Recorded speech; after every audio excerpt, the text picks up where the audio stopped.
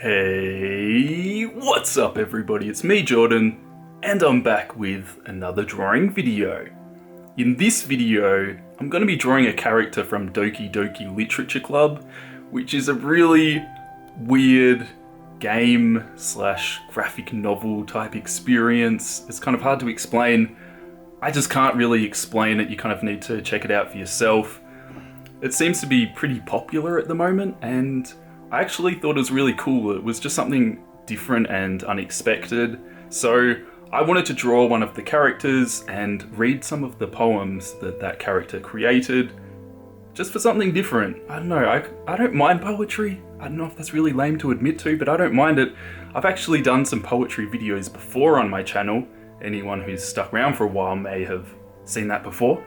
So hopefully you guys enjoy it. It's something a bit different. I really like how the drawing turned out at least, so hopefully you like that. If you do, and you want to see more of these characters drawn and maybe some of their poems read, let me know in the comments and maybe suggest a character who you'd like to see next. And if the video does well and people enjoy it, then I'll draw more characters. So I'll get on with it, and I hope you guys enjoy. Ghost under the light.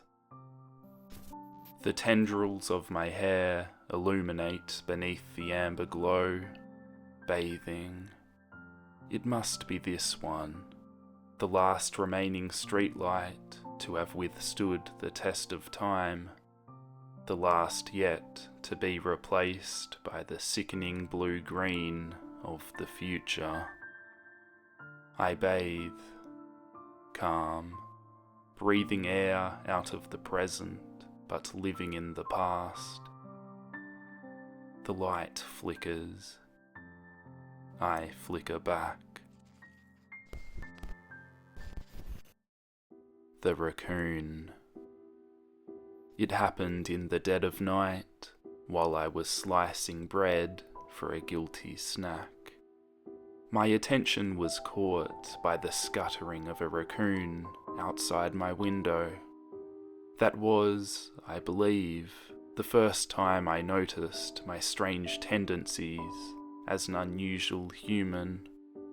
I gave the raccoon a piece of bread, my subconscious well aware of the consequences, well aware that a raccoon that is fed will always come back for more.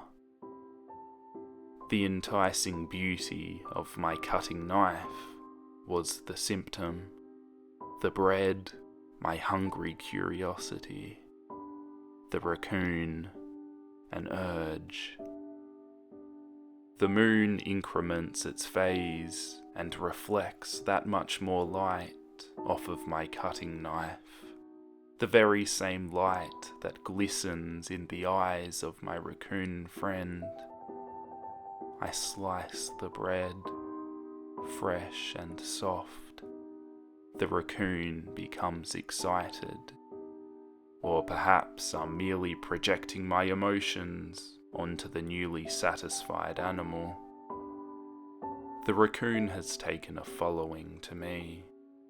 I could say that we've gotten quite used to each other.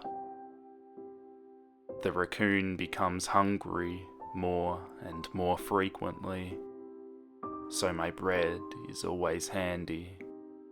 Every time I brandish my cutting knife, the raccoon shows me its excitement. A rush of blood, classic Pavlovian conditioning. I slice the bread, and I feed myself again. Ghost Under the Light, Part 2. The tendrils of my hair illuminate beneath the amber glow, bathing. In the distance a blue-green light flickers. A lone figure crosses its path, a silhouette obstructing the eerie glow. My heart pounds. The silhouette grows, closer, closer. I open my umbrella, casting a shadow to shield me from visibility, but I am too late. He steps into the streetlight. I gasp and drop my umbrella. The light flickers. My heart pounds. He raises his arm.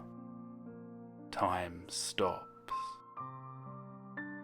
The only indication of movement is the amber light flickering against his outstretched arm. The flickering light is in rhythm with the pounding of my heart, teasing me for succumbing to this forbidden emotion. Have you ever heard of a ghost feeling warmth before? Giving up on understanding, I laugh. Understanding is overrated. I touch his hand. The flickering stops. Ghosts are blue-green. My heart is amber. Beach. A marvel millions of years in the making, where the womb of Earth chaotically meets the surface, under a clear blue sky, an expanse of bliss, but beneath grey rolling clouds, an endless enigma. The easiest world to get lost in is one where everything can be found. One can only build a sandcastle where the sand is wet, but where the sand is wet, the tide comes. Will it gently lick at your foundations until you give in, or will a sudden wave send you crashing down in the blink of an eye? Either way, the outcome is the same, yet we still build sandcastles. I stand where the foam wraps around my ankles, where my toes squish into the sand. The salty air is therapeutic. The breeze is gentle, yet powerful. I sink my toes into the ultimate boundary line, tempted by the foamy tendrils. Turn back, and I abandon my peace to a road at the shore. Drift forward, and I return to earth forevermore. Wheel. A rotating wheel, turning an axle, grinding. Bolt head, linear gearbox, falling sky, 7 holy stakes. A docked ship, a portal to another world, a thin rope tied to a thick rope. A torn harness, parabolic gearbox, expanding universe, time controlled by slipping cogwheels, existence of God. Swimming with open water in all directions, drowning, a prayer written in blood, a prayer written in time, devouring snakes with human eyes. A thread connected to all living human eyes, a kaleidoscope of holy stakes, exponential gearbox.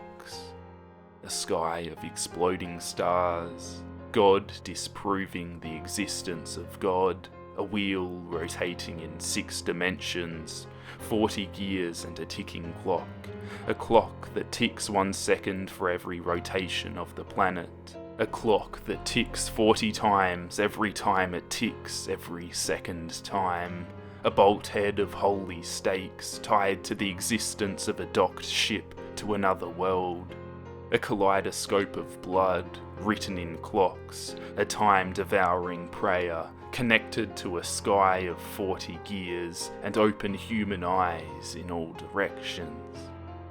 Breathing gearbox, breathing bolt head, breathing ship, breathing portal, breathing snakes, breathing God, breathing blood, breathing holy stakes, breathing human eyes, breathing time, breathing prayer, breathing sky, breathing wheel.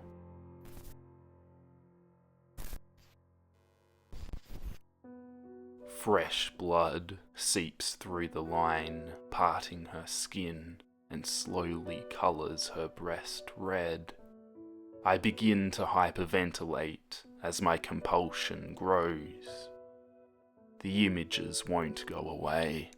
Images of me driving the knife into her flesh continuously, fucking her body with the blade, making a mess of her. My head starts going crazy as my thoughts start to return. Shooting pain assaults my mind along with my thoughts. This is disgusting. Absolutely disgusting. How could I let myself think these things? But it's unmistakable. The lust continues to linger through my veins. An ache in my muscles stem from the unreleased tension experienced by my entire body. Her third eye is drawing me closer.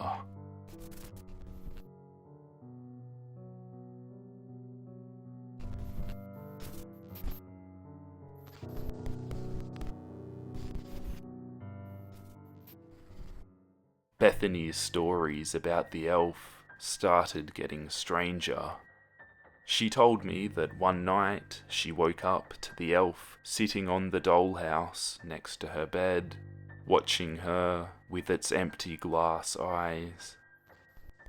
After that night, she said the elf turned bad